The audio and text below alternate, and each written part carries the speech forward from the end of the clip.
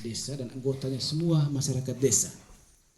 Terkait lokasi, Koperasi Merah Putih itu bukan hanya secara monumental gedung saja, tidak.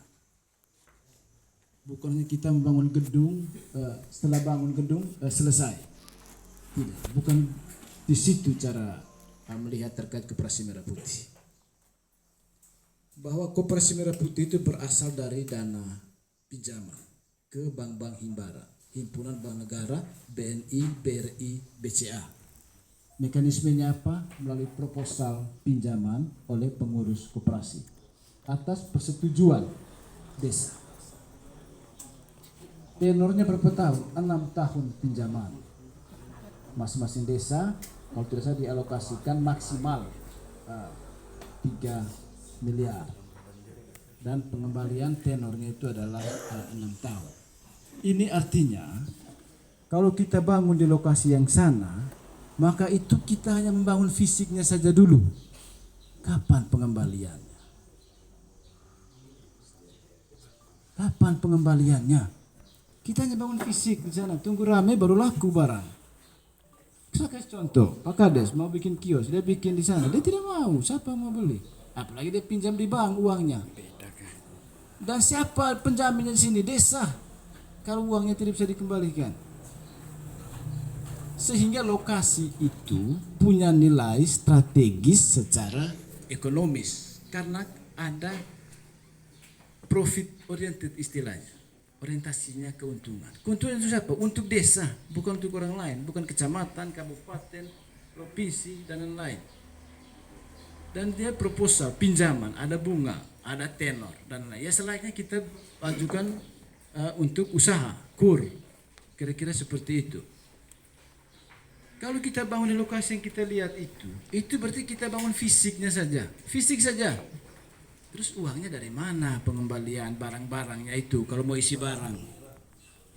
Pertama, yang kedua, tim-tim komponen di dalamnya, desa, kecamatan, kabupaten, TNI akan dinilai tidak mengerti terkait regulasi KDMP. Sudah dikatakan juknis lokasi seperti ini. Kenapa kamu tempatkan di tempat-tempat seperti ini? Begitu. Ini yang kita harus lihat. Ini yang kita harus pahami terkait koperasi. Bukan hanya bangun gedung. Tidak. Dia isi barang, dia putar uangnya. TNI bisa boleh bangun di sana. Kami sebatas bangun, setelah itu kami lepas. Terus bangunan itu untuk apa? Akan mubasir kalau tunggu rame baru kita isi barang di sana. Mubasir. Begitu. Kalau ke depannya, terus Pak, kalau Prabowo diganti, presiden selanjutnya tidak ada lagi koperasi. Seperti saya katakan tadi, Permendagri terkait dengan aset desa itu bahwa itu menjadi aset desa. Itu ya, kalau dilihat dari peraturannya itu. Nanti kita tahu ke depannya seperti apa terkait dengan koperasi. Seperti Bapak Armin tadi bilang, memang harus memberikan penjelasan adalah instansi terkait. Dinas Koperasi UMKM. Tapi kalau dibutuhkan kami akan hadirkan di suatu waktu terkait ini. Tapi mari saya ajak kita untuk lihat secara komprehensif, cara menyeluruh koperasi. Itu bayangkan Pak BPD, bangunnya itu besar. Kita bangun gedung saja itu. Mubasir gedung, siapa yang mau jaga? Hancur. Banyak. Begitu. Kapan kita isi barang? Kapan dia jual? Belum lalu mereka bilang, Pak, kalau di sana kami tidak mau jadi pengurus, cari orang lain. Ya kan, ujung-ujungnya seperti itu. Ujung-ujungnya kita tidak jadi akhirnya. Banyak yang mau, kita kan Pak. tidak mau juga seperti itu. Bagaimana mungkin desa dalam kota seperti itu? Jadi artinya, ya mari saya minta dengan sangat bahwa coba kita berpikir baik ke depannya terkait koperasi ini. Berpikir baik ke depannya. Jangan hanya kita lihat sekarang. Kalau terkait dengan estetika misalnya, seni, keindahan, Pak tertutup sekolah. Pak, ada sekolah yang justru keliling dengan gedung, jalan mereka tutup dengan bangun gedung. Supaya apa? Konsentrasi anak sekolahnya tidak keluar, hanya di sekitar itu. Begitu. Sehingga bangun di sini salah satunya adalah untuk juga mendekatkan masyarakat terkait dengan kebutuhan. Itu bayangkan kalau di sana. Memang nanti disediakan ada fasilitas operasional ya Pak Detan terkait ini kendaraan dan lain-lain. Disiapkan juga untuk itu. Bisa dibayangkan operasional kendaraan ini dari mana? Ya dari barang-barang yang laku itu. Kalau hanya kita bangun gedung saja, misalnya Pak Detan bilang, kamu mau butuh kami bangun gedung saja, isi dan seletelu kamu lanjut. Dia bilang, saya tidak mau bangun di sana. Siapa mau beli saya punya barang? Akhirnya dia bilang, sudah saya tidak mau lagi jadi pengurus. Kita tentunya, kita juga kan tidak mau koperasi ini tidak ada di sini. Kita mau, sebagaimana kita terima program yang lain ketahanan pangan kan sudah jalan di sini ya Pak Kades. Ketahanan pangan sudah berjalan, mudah-mudahan itu sudah tahu oleh masyarakat semua terkait program itu. Sekarang ada program baru lah. Ini bagaimana pemerintah pusat itu membuat supaya desa itu mandiri pengelolaan asetnya sendiri melalui program-program seperti ini. Kalau dia hanya bangun gedung saja di mana saja bisa, tapi orientasi KDMP itu tidak seperti itu. Dia mencari keuntungan. Keuntungan bukan untuk pengurus perorangan, tidak, untuk desa, untuk warga masyarakat sekitar.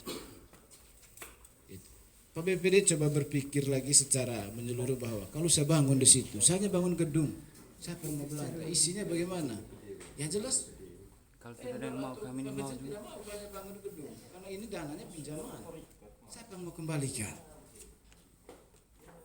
Begitu. Sehingga saya ajak kita semua tokoh pemuda, tokoh ya.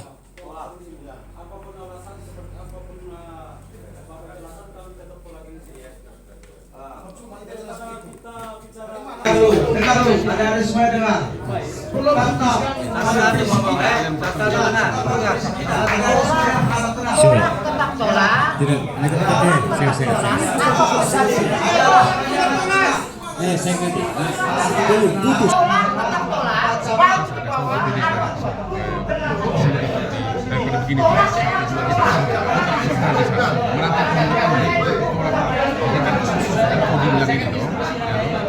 nanti kita tetapkan posisi. Artinya sudah rasakan sendiri, bukan salah saya. Ini program pemerintah. Kalau masalah tenang, yang lain tenang. tetap begini ke sana. Saya sudah bisa mau dia mau bangun mau tidak itu. Kalau kita hadirkan pemerintah daerah, bupati, sekarang perpanjangan tangan Patut itu. dari Tolak, tetap tolak. perpanjangan tangan dari bupati. Pertama, yang kedua, pembangunan koperasi desa Merah Putih ini ada kaitannya dengan gangguan sekolah. Karena dia bukan buka bengkel dan yang menimbulkan kebisingan.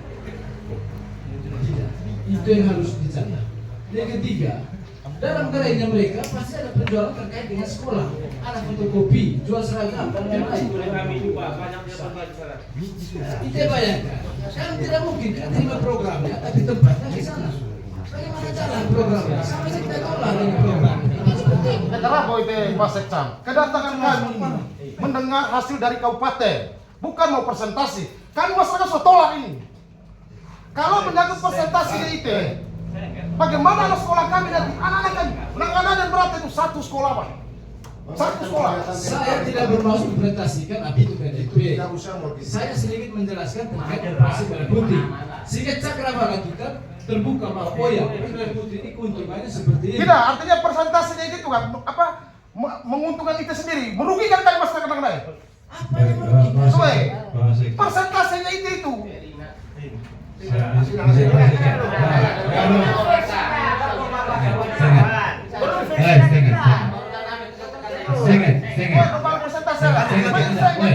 Artinya begini, 60 itu belum putus ini. Dengar ya, saya selalu putus ketua komite ya. Hari ini pertemuan hari ini bukan membuat keputusan, tapi ini adalah perjalanan panjang baru. Keputusan itu akan berhasil ketika hal ini sudah dilakukan. Gue tahu penjelasan dari Pak memutuskan bahwa program ini dilakukan di sini. Baik Pak Kades ya. Sedikit lah, saya kelas dulu. Kan saya